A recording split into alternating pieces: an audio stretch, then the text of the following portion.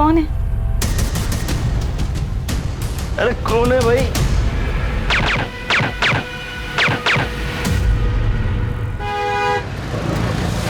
दिल्ली के अलग अलग हिस्सों में चेन स्नैचिंग, घरों में डकैती, सेंधमारी जैसी वारदातें अपनी चरम पर हैं।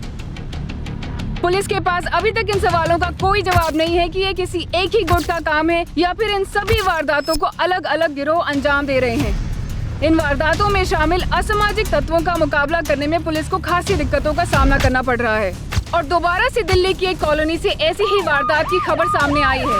बताया जा रहा है कि इस बार लूट के साथ गोलियां भी चलाई गई है।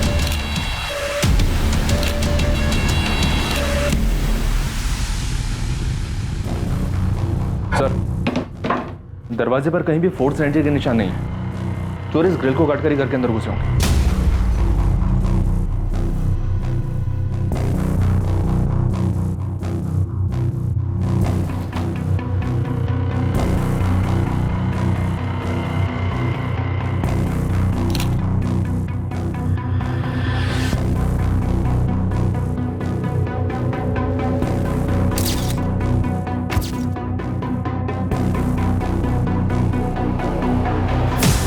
बुलेट शेल्स मिल गई?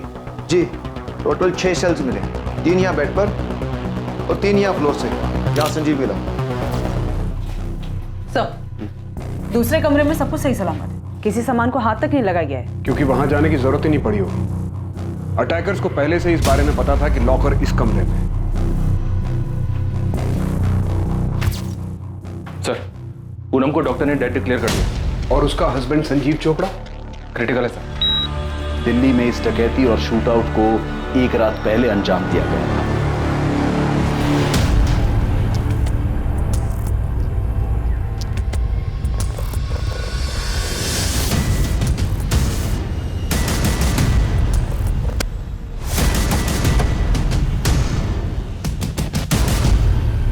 कौन है?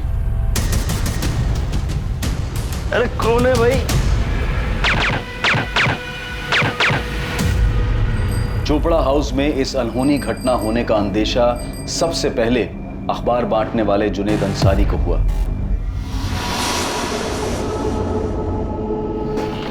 संजीव चोपड़ा से तो बात करना इम्पॉसिबल, कंडीशन क्रिटिकल है। सरवाइव कर पाएगा?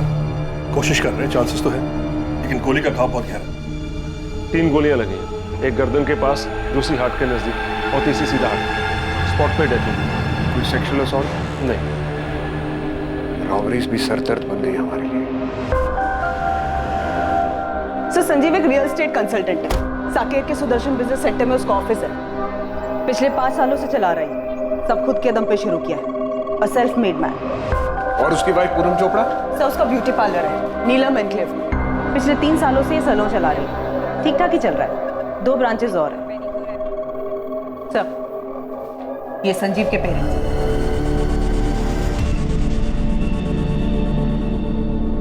और सब पूनम के पेरेंट्स और उसका बड़ा भाई जयसवाल सर के साथ थाने में। वो दोनों भी काफी शौक है। नहीं का क्या मतलब? ऐसे कैसे बन गई हमारी बेटी?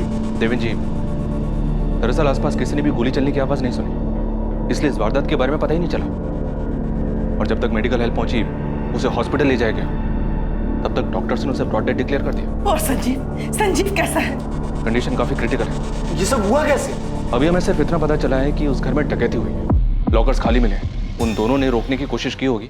रॉबर्ट्स ने टोटल 6 गोलियां पूरे दिल्ली में दहशत का माहौल है। दिन दहाड़े रास्ते पे चेन स्नैचिंग हो रही है, घर के अंदर बैठे तो रॉबरी हो रही है, मारा जा रहा है लोगों को। इसके लिए आप सब लोग जिम्मेदार हैं। मैं छोड़ूंगा नहीं किसी को, छोड़ूंगा नहीं किसी को।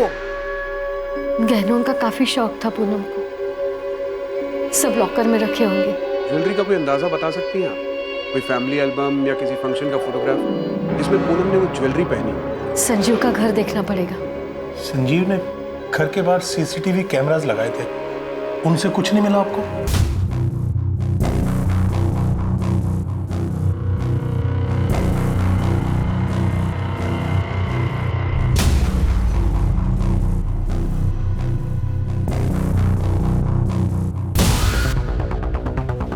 सर,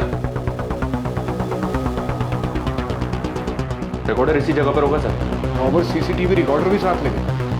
देखा हमने, 3 सीसीटीवी कैमरास लगे हैं। रॉबर्स किचन की ग्रिल तोड़कर घर में घुसे। वहां भी सीसीटीवी कैमरा था, लेकिन उसके वायर्स काट दिए गए। वो अपने साथ सीसीटीवी रिकॉर्डर भी ले गए। देखिए, हम सेम मोडस ऑपरेंडी वाली रॉबरीज का पता कर रहे हैं। शायद आप लोगों के बेटे के घर में उन्हीं में से कोई घुसा। धनीराम जी, शायद आप कुछ जानते हैं। आपको कुछ बताना है? कुछ जानते हैं आप? जी मैं जानता हूँ ये किसने किया। किसने? तुम कुछ जानते हो मनोज?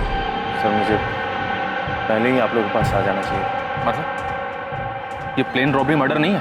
तुम जानते हो कि ये किसने किया है? जानता हूँ सर। किसने किया है? सर ये बल्लू ने किया है। कौन बल्लू? सर बलराम जलोटा, मेरी छोटी बहन उषा का बेटा है। क्रिमिनल है सर। वो पहले भी संजीव को धमका चुका है। 15 लाख रुपए? किस बात के बल्लू? मेरा मुंह बंद करने के लिए फरीदाबाद वाली जमीन जो तुम्हें मिली है ना, वो डिस्प्यूटेड है और तुम नहीं चाहोगे कि उस पे मैं कोई सवाल खड़ा करूं। तुम बाहर में जाओ बल्लू, मैं एक दमड़ी भी नहीं दूंगा। सोच लो संजू, तुम्हारा काम ना बहुत अच्छे से चल रहा है और वो भाभी का क्या बोलते हैं ब्यूटी पार्लर, वो भी अच्छे से चल रहा है। तो 15 लाख कोई बड़ी रकम नहीं है। और हाँ, कह के जा रहा हूँ और लेके भी जाऊँ। और हाँ, नहीं मिला ना तो कोई बात नहीं। तुमको पता है ना कि मेरे ऊपर पहले से 2 मर्डर चार्जेस हैं। भैया आप तो जानते हैं, जब पहली बार मर्डर केस में बल्लू का नाम आया था, हमने तभी उसे अपने घर से निकाल दिया था। 1 साल हो गया, ना उससे देखा है ना उससे बात की। मैं क्या करूँ? वो बार बार संजीव को धमकी दे रहा है। भैया इसके पहले वो कुछ और करे, आप मेरी बात मानिए, आप पुलिस के पास जाइए। बल्लू मेरा बेटा ही नहीं है, मैं नहीं मानती हूँ उसे अपना बेटा। अपने घर का लड़का अपने ही घर में ऐसा धक्का डाल रहा है। थाने चल। अब कंप्लेंट करने के अलावा और कोई चारा नहीं। नहीं पापा, उसने धमकी दे रखी। अगर हम पुलिस को बताएंगे तो मुझे या फिर आपको मार डाले। आप तो जानते हो बल्लू कैसा है। तो क्या करेगा तू? उसे देगा 15 लाख रुपए। तू अभी के अभी मेरे साथ पुलिस स्टेशन चल। चल सर, 3 हफ्ता पहले हमने इस बलराम के नाम पर मयूरपुरी पुलिस स्टेशन में शिकायत भी दर्ज की थी। बलराम उर्फ बल्लू की सारी डिटेल्स और अपनी बहन का एड्रेस भी दीजिए हमें। संजीव चोपड़ा? मतलब तुम ये कह रहे हो कि तुम्हारे जीजा ने तुम्हारी बहन का मर्डर किया है? इसके पीछे वही है सर। पूनम को डर था कि संजीव उसे मारने की प्लानिंग कर रहा है। क्या कह रही हो पूनम? संजीव तुझे मारना चाहता है? हाँ मनोज, मुझे उसकी आंखों में दिख रहा है। कुछ समय से कुछ ज्यादा ही अच्छा पेश आ रहा है और मुझे पूरा यकीन है कि उसके दिमाग में कुछ ना कुछ जरूर चल रहा है। अभी तो बहुत सारी अपॉइंटमेंट्स है संजीव, पॉसिबल नहीं हो पाएगा। पूनम, अपॉइंटमेंट्स तो रोज ही रहेंगे यार। एक काम करते हैं, आज पिक्चर चलते हैं और डिनर भी बाहर ही करेंगे। अब आज तो पॉसिबल नहीं हो पाएगा। मैं खुद नहीं जाता, मैं आता हूँ 15 मिनट में। तुम तैयार रहना बस। समझा करो डार्लिंग यार, आज मूड है।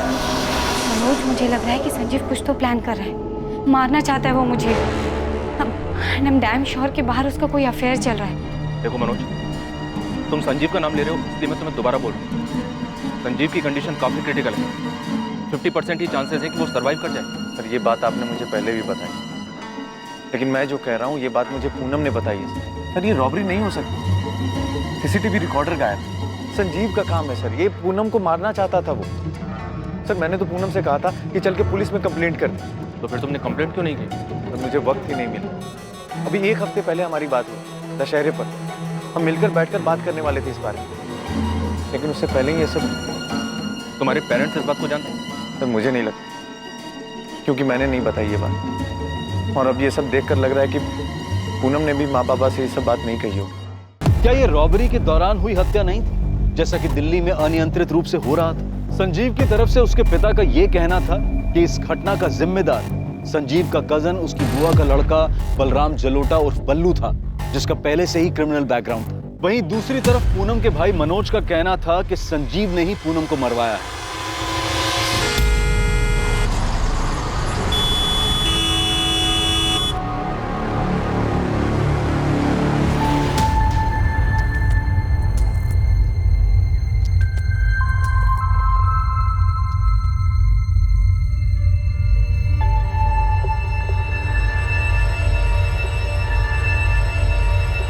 देखिए, आप लोग सिर्फ 5 मिनट के लिए मिल सकते हैं।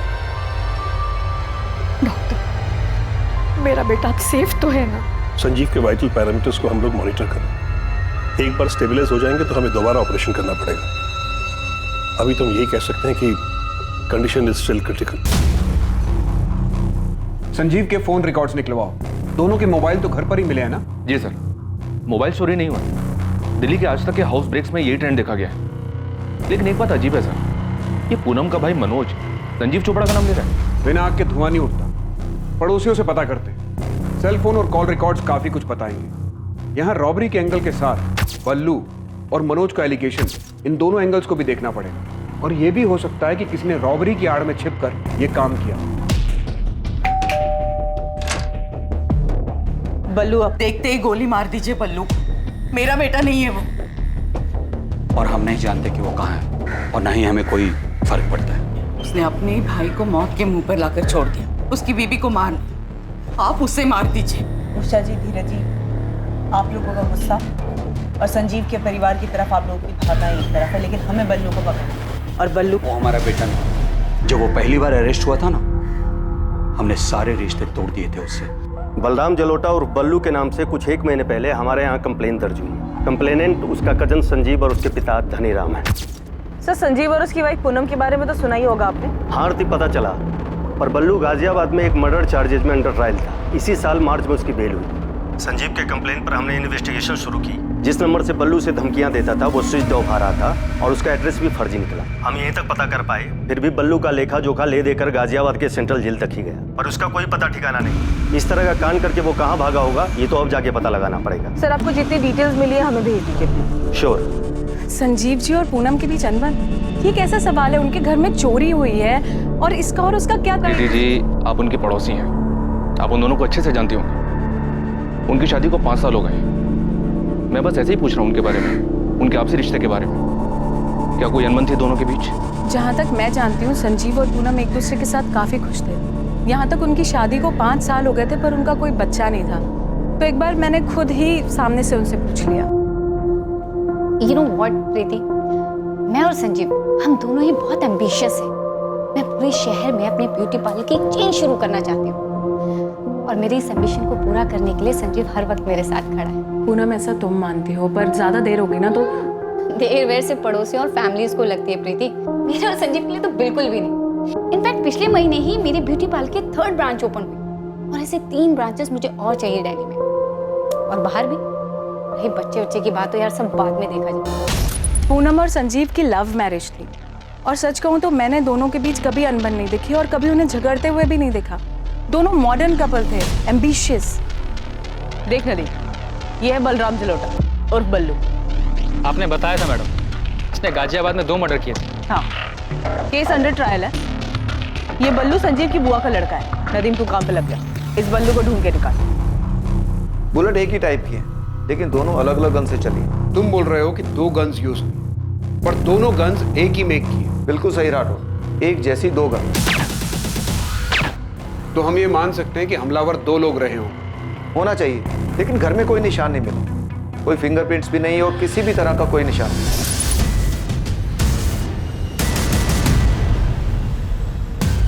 हमलावरों ने ग्लव्स पहने होंगे, इसलिए ना घर पे कुछ निशान मिला, ना उस किचन ग्रिल पे कुछ मिला जहां से वो लोग अंदर घर में घुसे।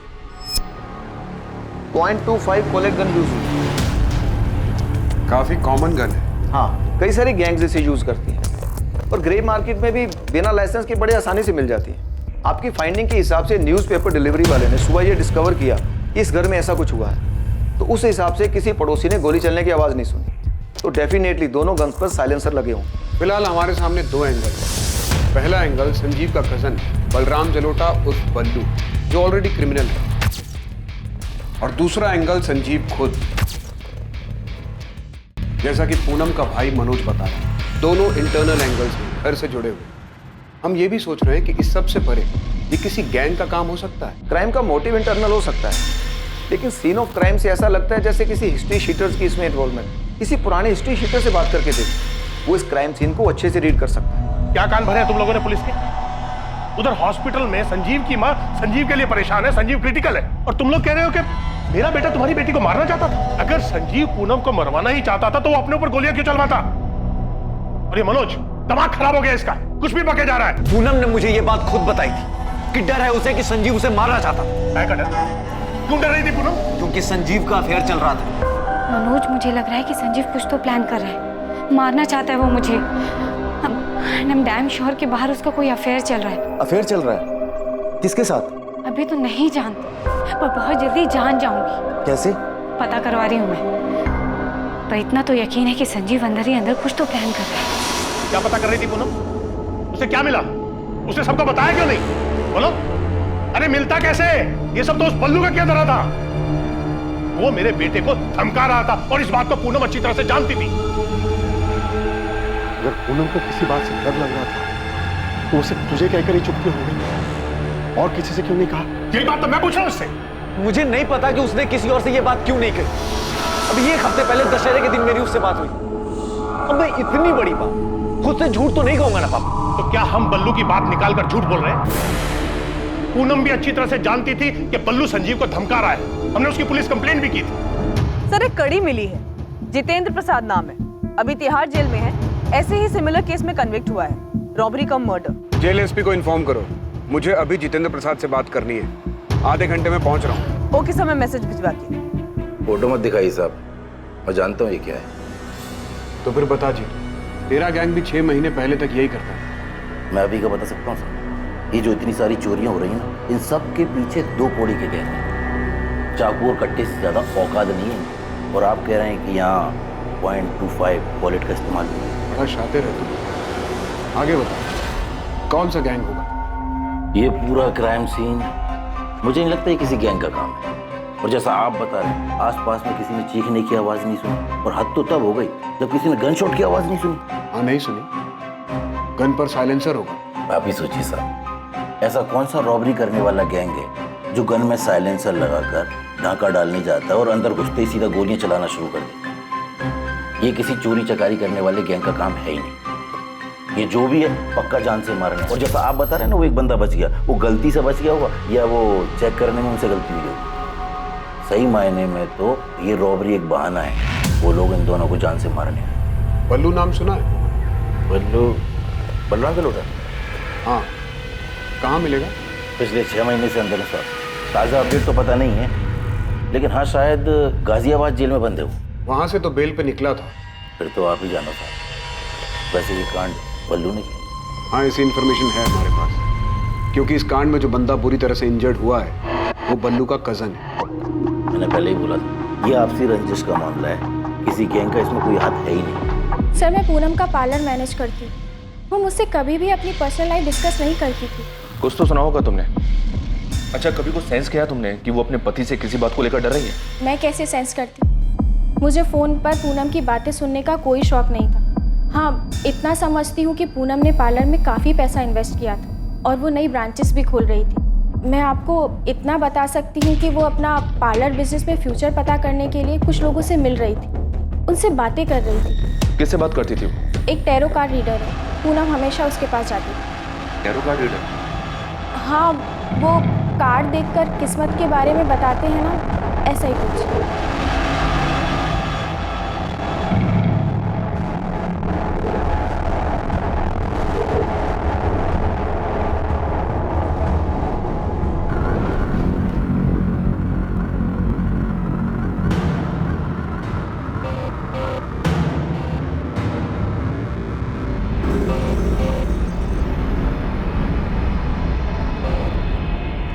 इसका क्या मतलब है तारा? पूनम, तुम किसी बात को लेकर परेशान हो?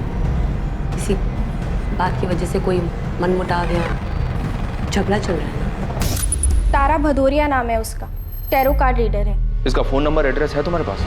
पूनम के फोन रिकॉर्ड में भी दिख रहा है, उसकी रेगुलरली बात होती रही है तारा भदौरिया से। तो उसका एड्रेस और फोन नंबर मुझे भी मिला है। फोन नहीं कर रहा हूँ, सीधा फेस टू फेस जाके बात करता हूँ। संजीव के फोन रिकॉर्ड्स में कुछ खास? कुछ सस्पिशियस नहीं मिला सर। संजीव की अपने पेरेंट्स, अपनी वाइफ पूनम और कुछ दोस्तों से बात होती, पर हाँ, पूनम के कॉल रिकॉर्ड में बहुत सारे नंबर मिले। जाहिर सी बात है, एम्बिशियस थी, अपने बिजनेस को बढ़ाना चाहती थी। रियल एस्टेट कंसल्टेंट है संजीव चोपड़ा, एक नंबर से तो काम नहीं चलता होगा उसका, जरूर उसके पास कोई दूसरा नंबर भी होगा। तो मैं दूसरे नंबर का पता कर रही थी। वैसे संजीव ने अपने ऑफिस में भी सीसीटीवी कैमरास लगवाए थे, मैंने उसके फुटेजेस मंगवाए।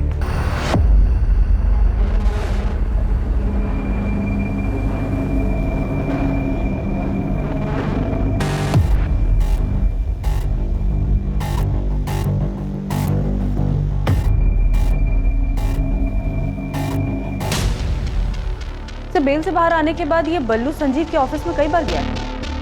ये बल्लू का नंबर जो फिलहाल स्विच ऑफ आ रहा है वो फर्जी नाम और फर्जी एड्रेस पे लिया गया। यहाँ मुझे बल्लू वाला एंगल काफी स्ट्रांग लग रहा है। 2 मर्डर केस की हिस्ट्री है, रंगदारी मांग रहा था, धमकी दी थी। तो मैं मनोज को क्या सूझी संजीव का नाम लेने की? कहीं वो खुद का पर्सनल एंगल लगाकर कोई कहानी तो नहीं सुना रहा है? क्या पूनम ने सच में मनोज से संजीव के अफेयर के बारे में कुछ कहा होगा? बेटा, पूनम ने क्या सच में तुझसे कहा था कि संजीव उसे मारना चाहता है? नहीं माँ, मैंने जानबूझकर बोली ये बात क्योंकि मुझे अच्छा नहीं लग रहा कि घर में चोरी हुई, मेरी बहन मर गई और वो संजीव बच गया। जब पूनम ने मुझे ये बात बताई थी तो मुझे अजीब लगा था, और अब और अजीब लग रहा है जब मेरे माँ बाप मुझ पे ही शक कर रहे हैं। अरे आप लोग ही बताइए, मैं झूठ क्यों बोलूंगा और मैं जानबूझकर इन्वेस्टिगेशन को गलत दिशा क्यों दूंगा? लेकिन बेटा, पूनम ने ना मुझसे कुछ कहा ना तेरे पापा से। अब उसने कुछ नहीं बताया तो मैं क्या करूंगा? और कसम से माँ, मुझे भी कुछ दिन पहले ही बताया उसने, और हो सकता है कि वो तुम्हें बताने वाली हो, लेकिन उससे पहले ये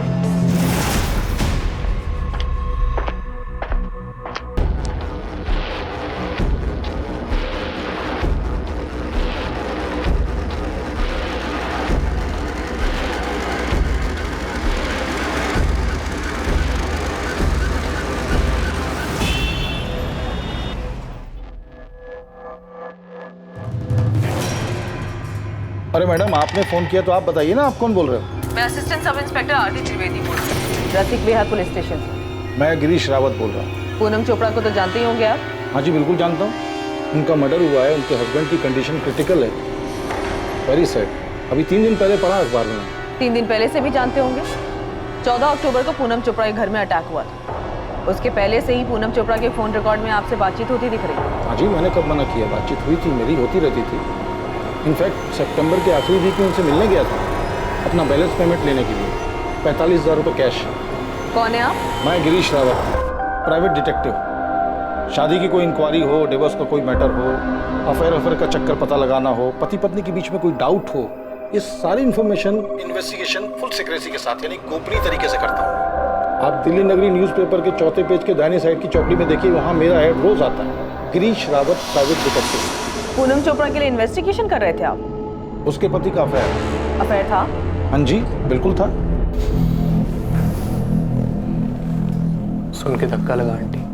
क्या बोल रहे हैं डॉक्टर? पता नहीं बेटा, डॉक्टर कह रहे हैं कोई नर्व अफेक्ट हुआ है। ट्रीटमेंट पे रिस्पॉन्ड तो कर रहा है संजीव,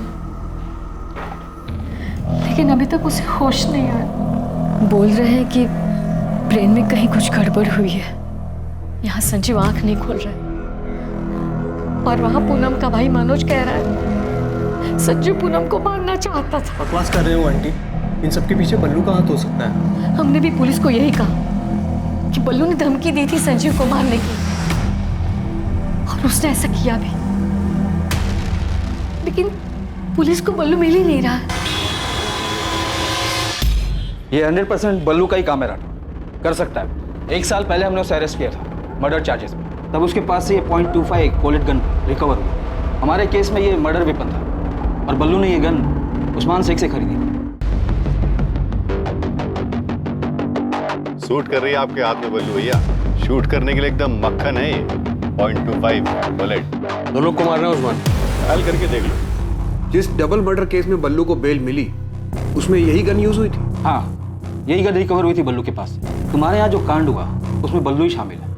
उसने संजीव से कुछ पैसे वैसे मांगे थे, संजीव ने नहीं दिए होंगे। गलती हमारी तरफ से भी हुई है। बल्लू को बेल मिलने के बाद से हर हफ्ते उसकी हाजिरी लगवानी थी, पर सितंबर के दूसरे हफ्ते के बाद से वो आया ही नहीं। और कैसे कट रही है तेरी जिंदगी बल्लू? बस कट रही प्रदीप जी। कुछ सीधा चालू किया या फिर वही उल्टा काम?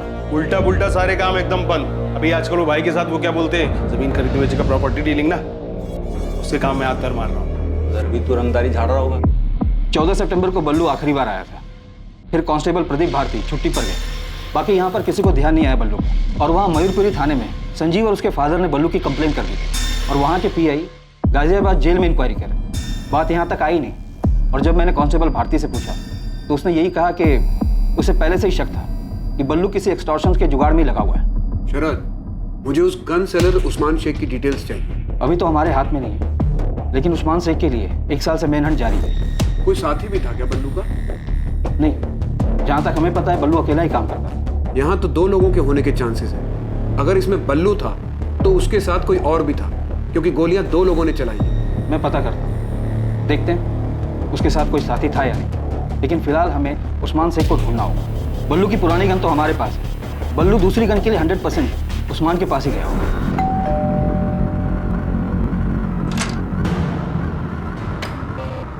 तारा भदौरी, यस।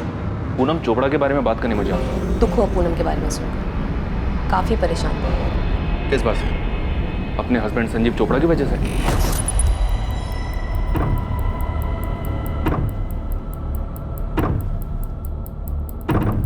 पूनम जानना चाहती थी कि उसके हस्बैंड का अफेयर किस लड़की के साथ था, और ये जानना मेरे लिए चुटकी बजाने के बराबर था।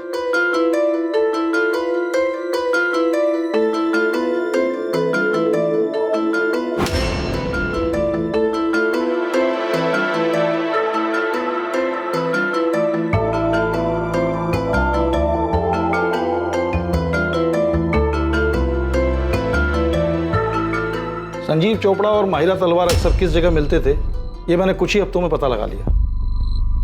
इस लड़की का नाम माहिरा तलवार है? हाँ जी, माहिरा तलवार, उम्र 27 साल। ये साकेत के एक सुपर स्टोर में सेल्स वुमेन का काम करती है। थर्सडे को माहिरा की छुट्टी होती है।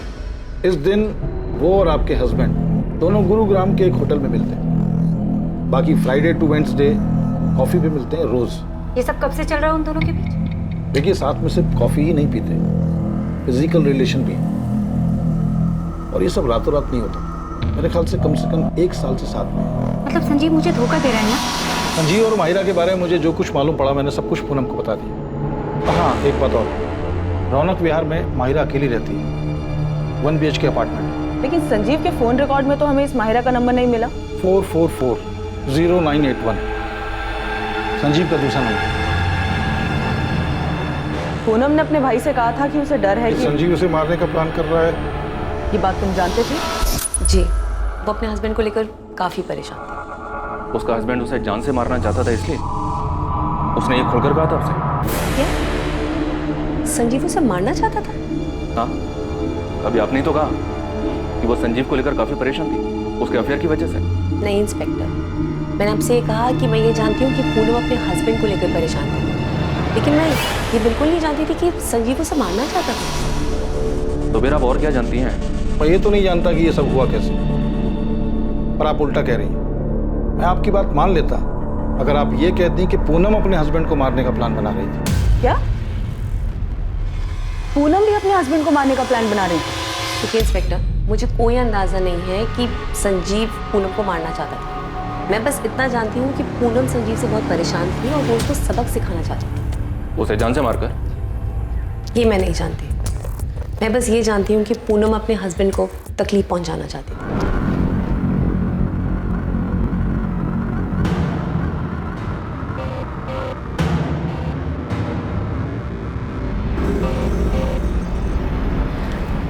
Ten of Swords। क्या मतलब है इसका? मुझे कोई धोखा देने वाला है? I mean, मेरा हस्बैंड मेरी पीठ पर छुरा घोंपने वाला है? पूनम, तुम हमेशा पहले अपने पार्लर बिजनेस के बारे में पूछती थी, लेकिन अब ऑल ऑफ अ सडन तुम्हारे संजीव के बीच में सब ठीक है ना? धोखा दे रहा है वो मुझे तारा। मेरे पीठ पीछे उसका अफेयर चल रहा है, कोई लड़की है उसकी लाइफ में। तो बात करो उससे। और पूनम, ऐसा तो नहीं है कि तुमने कभी उसे धोखा नहीं दिया, है ना? तुम रिलैक्स करो। तुम मेरी हेल्प कर सकती हो प्लीज? तुम कुछ करो ना संजीव का। क्या चाहती हो तुम? मैं चाहती हूँ तारा, तुम उसे दर्द दो, उसे तकलीफ पहुंचाओ। किसी को दर्द देने से खुद भी दर्द ही हासिल होता है। तुम्हें चाहिए कि सबसे पहले तुम अपनी तकलीफ कम करो। वो अचानक ही मुझ पर मेहरबान हो गया, बहुत केयर करने लगा है मेरी, वक्त बिताना चाहता है। अभी तो बहुत सारी अपॉइंटमेंट्स हैं संजीव, पॉसिबल नहीं हो पाएगा। पूनम, अपॉइंटमेंट्स तो रोज ही रहेंगे यार। एक काम करते हैं, आज पिक्चर चलते हैं और डिनर भी बाहर ही करेंगे। अब आज तो पॉसिबल नहीं हो पाएगा। मैं खुद नहीं जाता, मैं आता हूँ 15 मिनट में, तुम तैयार रहना बस। समझा करो डार्लिंग यार, आज मूड है यार। कुछ तो चल रहा है उसके दिमाग में तारा। अपने थॉट्स पर काबू रखो और मेरी बात मानो, संजीव से बात करो, ओके? पूनम मेरे पास पिछले 2 सालों से आ रही थी और पहले हमेशा वो अपने बिजनेस के बारे में बात करती थी, लेकिन फिर अचानक सब बदल गया। तो मतलब पूनम अपने हस्बैंड को मारना चाहती थी? इंस्पेक्टर, जैसा कि मैंने आपको बताया, मैं ये सब नहीं जानती। मैं एक टैरो कार्ड रीडर हूँ। ये लोगों को भड़काना या लोगों के बीच झगड़ा करवाना, ये मेरा काम नहीं है। मेरे क्लाइंट्स आते हैं, कार्ड्स पिक करते हैं और मैं अपनी नॉलेज से वो कार्ड्स उनके लिए रीड करती हूँ। हाँ, लेकिन मैं आपको इतना ज़रूर बता सकती हूँ कि पूनम अपने हस्बैंड को लेकर काफ़ी परेशान थी। अब इस बारे में उसने किसी से बात क्यों नहीं की, ये मैं नहीं जानती, या फिर ये भी हो सकती है। I really can't say. हाँ, पूनम मारना चाहती थी अपने पति को, लेकिन ये जो हुआ है ये पूनम ने करवाया है, ये मुझे नहीं पता। पर पूनम ने तो यही कहा था ना कि वो अपने पति से छुटकारा पाना चाहती थी। नहीं नहीं नहीं, मुझसे ऐसा नहीं कहा, मुझसे तो सिर्फ हेल्प मांगी थी। कैसी है? कुछ था उसके दिमाग में, कोई आइडिया, बस उसी को पूरा करने की हेल्प मांगी थी। दिल्ली के गौतम नगर के एक घर में लूट। चांद विहार में लूट के वक्त लुटेरों को रोकने की कोशिश में घर का एक आदमी मारा गया। मयूर विहार में। पूनम जी, आप मुझसे क्या चाहती हैं ये बताइए। गिरीश जी, मुझे अपने पति से छुटकारा पाने के लिए आपकी हेल्प चाहिए। देखिए, आप घबराइए मत, सब कुछ रॉबरी जैसा ही लगेगा। पूनम जी, देखिए ये मेरा काम नहीं है। आपने अपने हस्बैंड के बारे में जानकारी चाहिए, मैंने आपको दी। अब आपको एडवाइस दे सकता हूँ कि आप उनसे डिवोर्स लीजिए और उनसे अलग रहिए, लेकिन ऐसा जो आप चाह रही हैं ये मेरा काम नहीं है। ये क्राइम है, पागलपन है, और मैं आपको बताऊँ, ऐसी सोच को अपने ऊपर हावी मत होने दीजिए आप। यू आर राइट, मुझे अपने हस्बैंड से बात करनी चाहिए। गिरीश जी, जब आपको मालूम था तो आपने हमें सामने से कॉल क्यों नहीं किया? क्या बताता मैडम मैं आपको कि उसके दिमाग में क्या चल रहा है, ये बताता? यस, यही बताते। आपको पहले से अंदाजा था कि ऐसा कुछ होने वाला है, जो कि हुआ भी। पहले हमें लगा कि रॉबर गैंग का काम है, बाद में ये पूनम के भाई ने बताया कि संजीव उसे मरवाना चाहता है, फिर ये बल्लू का नाम सामने आया। अब आपसे पता चल रहा है कि पूनम भी अपने हस्बैंड को मरवाना चाहती थी। मैडम, ये कोरा ख्याल था उसके मन का। वो अपने पति के अफेयर को लेकर परेशान चल रही थी, तो आ गया होगा उसके दिमाग में ऐसा कुछ। ये सिर्फ और सिर्फ ख्याल था, जो कि अब हकीकत है। गिरीश जी, उस टैरो कार्ड रीडर तारा ने भी यही कहा था सर कि पूनम अपने हस्बैंड को सबक सिखाना चाहती थी। और सर, उस डिटेक्टिव गिरीश ने भी यही कहा था कि पूनम रॉबरी की आड़ में मर्डर का प्लान बना रही थी, जो कि ऑफ कोर्स उल्टा पड़ गया। साला भाई ढिंडोरा पीटता है कि उसकी बहन को डर था कि उसका पति उसे मारने वाला है। यहाँ तो पूरा ही उल्टा है। अभी नदीम का फोन है, हो सकता है हमलावरों के बारे में कुछ हाथ लगाओ। हाँ नदीम, बोल, क्या खबर है? नाम लिखिए साहब, कमलेश रंजन और पंकज दास, ये दोनों शामिल है। क्या हिस्ट्री इनकी? एमपी की है साहब, और ये वैसे भी कोई नॉर्मल रॉबरी नहीं थी साहब। इन दोनों को हायर किया गया था पूनम चोपड़ा को मारने के लिए। पूनम चोपड़ा को मारने के लिए? नदीम, दोबारा कंफर्म कर, पूनम ने हायर किया होगा संजीव को मारने के लिए? नहीं साहब, इन दोनों को हायर किया था मनीष कालरा। अब ये मनीष कालरा कौन है इस कांड में? साहब बहुत बड़ी मछली है ये, बहुत पैसे वाला है, मनी लैंडर है, अय्याश एक नंबर का।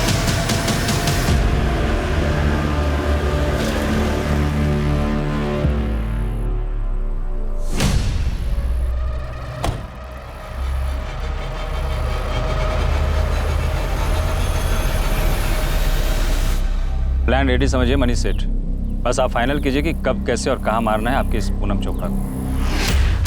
जैसे मारना है मारो, लेकिन तड़प तड़प के मरनी चाहिए, इतना याद रखो। आप उसकी फिक्र मत करो, आप हमारा 2 लाख एडवांस दो।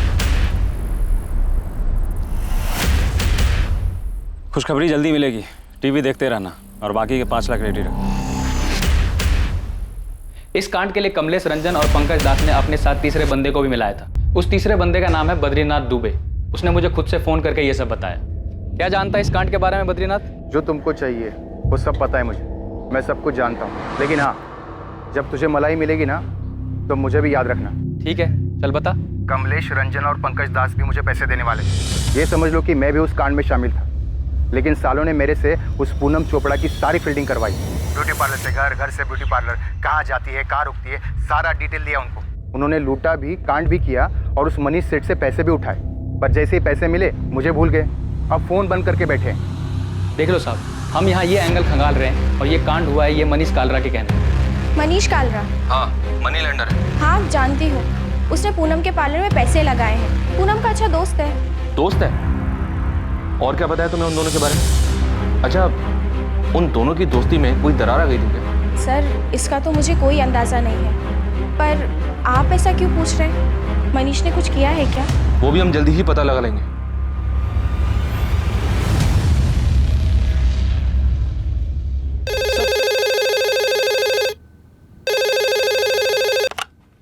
हेलो सर, वो बल्लू का फोन आया था। कब किया था? कहाँ से किया था ये तो नहीं बताया, लेकिन वो सब कुछ जाना, सब कुछ। ये भी कि संजीव आईसीयू में है और उसने फिर से धमकी दी है अधूरा काम पूरा करने की। हेलो, कहा मामा? संजीव के पास नहीं हो क्या? बल्लू? चलो अच्छा है, आवाज से पहचान लिया मामा ने। मेरे भाई के घर से मुझे बस 2 लाख कैश और चुटर पुटर में 1.5 लाख की ज्वेलरी मिली, पर जान बचाने के लिए उसे तो 15 लाख देने थे। सुना है अभी भी सांसें चल रही हैं उसकी। बल्लू कहाँ है तू? आपके पीछे खड़ा हूँ मामा। बस इतना समझ लो कि बहुत सांसें खींच ली हैं संजीव ने। अब और जीना है उसको तो मुझे पैसे दे दो, देर नहीं हुई अभी, वरना कब कितना खून पानी ऊपर नीचे होता है उसका हर खबर मिलती है मुझे। 1-2 पाइप निकाल दूंगा, पूरा ऊपर पहुंच जाएगा। बल्लू, बल्लू सर, ये इसी नंबर से कॉल आया था। आप फिक्र मत कीजिए धनीराम जी, संजीव के लिए कांस्टेबल लगा रहा हूँ यहाँ। पहले दिन से हम लोग यही कह रहे हैं कि ये सब बल्लू ने किया है। पता नहीं वो मनोज बार बार संजीव का नाम क्यों ले रहा है। वो बिजनेस तुम्हारा है पूनम, अब वो मुनाफे में रहे या घाटे में मुझे उससे कोई मतलब नहीं। मुझे नहीं पता कि संजीव ने तुम्हारा साथ किस लिए दिया, लेकिन मैं फेवर नहीं कर सकता। हो प्लीज, मैं तुमसे फेवर मांग भी नहीं रही हूँ मनोज। मैं सिर्फ पापा जी के गुरुग्राम वाले फ्लैट की बात कर रही हूँ। हाँ तो वो फ्लैट मेरे नाम पर? हाँ है तो, उसमें मेरा भी हिस्सा है। शायद तुम भूल रही हो, उस फ्लैट के हिस्से के बदले में पापा जी से तुमने बहुत पैसे ले लिए और शायद बर्बाद भी कर दिए।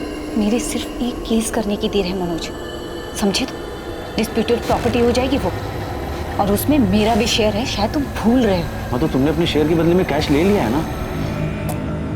मनोज मुझे सिर्फ पैसे चाहिए, एनी हाउ जरूरत है मुझे। अब चाहे तुम मार्केट रेट पे 50% कैश दो या फिर फ्लैट बेचकर मुझे पैसे दो। तुम बहुत सेल्फिश हो। तो तुम्हें भी अपनी छोटी बहन के लिए अपने दिल में थोड़ी सी बड़ी जगह कर लेनी चाहिए।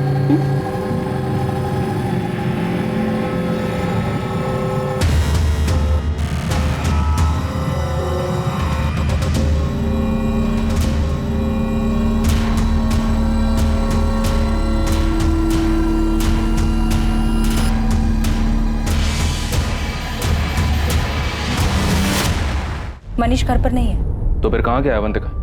कुछ काम से बाहर गए हैं। और कब गए? 2 दिन पहले। आपका पति 2 दिन से घर नहीं लौटा, पता नहीं कहाँ गया है, और आप ऐसे ही आराम से घर में बैठी हैं। क्योंकि वो कह कर गए हैं कि उन्हें आने में टाइम लगेगा। वो जहाँ कहीं भी छुपा हुआ है ना, उसको बता देना। जल्दी नहीं लौटा तो पूरे परिवार के लिए मुश्किल खड़ी हो जाएगी। मेरे पति किसी को नहीं मरवा सकते, आप उन पर गलत इल्जाम लगा रहे हैं। तो बता देना उसको, यही बात थाने आकर बता दे हमें। समझ में आया?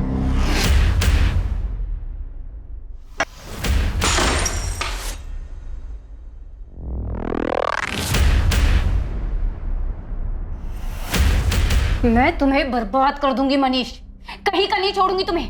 तुम मुझे धमकी दे रही हो पूनम? मुझे ना सुनने की आदत नहीं है मनीष, कोई भी मुझे ना नहीं कह सकता, कोई भी। सर, संजीव के फादर को जिस नंबर से कॉल आया था वो नंबर फिलहाल स्विच ऑफ है। कल सुबह तक इस नंबर की डिटेल्स हमारे पास होंगी। और सर ये डिटेक्टिव गिरीश, ये मुझे कुछ ठीक नहीं लग रहा है। इसके पीछे मैंने अपने कुछ आदमी लगा दिए। अब ये मत कहना कि इसमें उसका भी कोई रोल है। सर क्या है क्या नहीं ये तो नहीं पता, पर हाँ ये गिरीश जिस तरीके का काम करता है, हिस्ट्री शीटर तो उसके कांटेक्ट में होंगे ही। तो क्या गिरीश ने हमें सिर्फ सुनाने के लिए कहानी बनाई है? चांसेस हैं सर। मेरा सवाल पूरा होने से पहले गिरीश का जवाब सामने होता था। सर उसे देख के लग रहा था कि वो तैयार बैठा है। तो मुझे लगता है पूनम के लिए गिरीश ने किलर्स अरेंज किए होंगे। पर्दा उल्टा पड़ गया, पूनम मारी गई और किस्मत से संजीव बच गया। पूनम का भाई मनोज खोसला, क्या मिला उसके बारे में?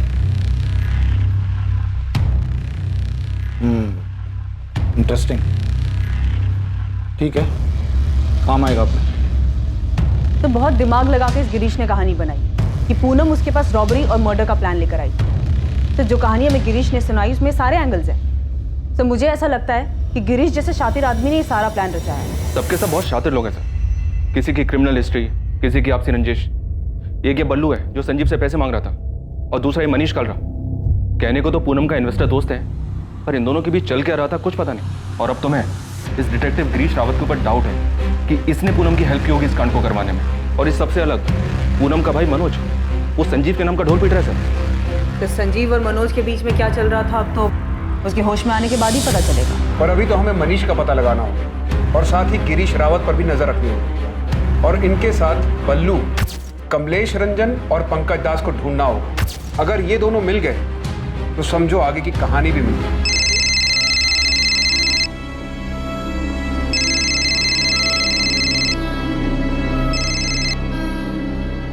शोएब, मुझे परेशान मत करो। होटल शाइनिंग मून, जहांगीरपुरा, यही बात मेरे सामने आकर बोल दो। मैं नहीं आऊंगी। आना पड़ेगा। मैं नहीं आऊंगी, सुना तुमने? तो तुम भी कान खोलकर सुन लो। एक फोन करने के बाद पुलिस भी तुम्हारी बात नहीं सुनेगी। तुम ब्लैकमेल कर रहे हो मुझे? ब्लैकमेल? तुमने मर्डर किया है माहिरा, पूनम को मार दिया तुम, तो संजीव को मरने के लिए छोड़ दिया। तो कभी भी मर सकता है। मैंने कुछ नहीं किया है। होटल शाइनिंग मून 12 बजे आ जाना। किसी को कुछ नहीं पता चलेगा कि तुमने क्या किया।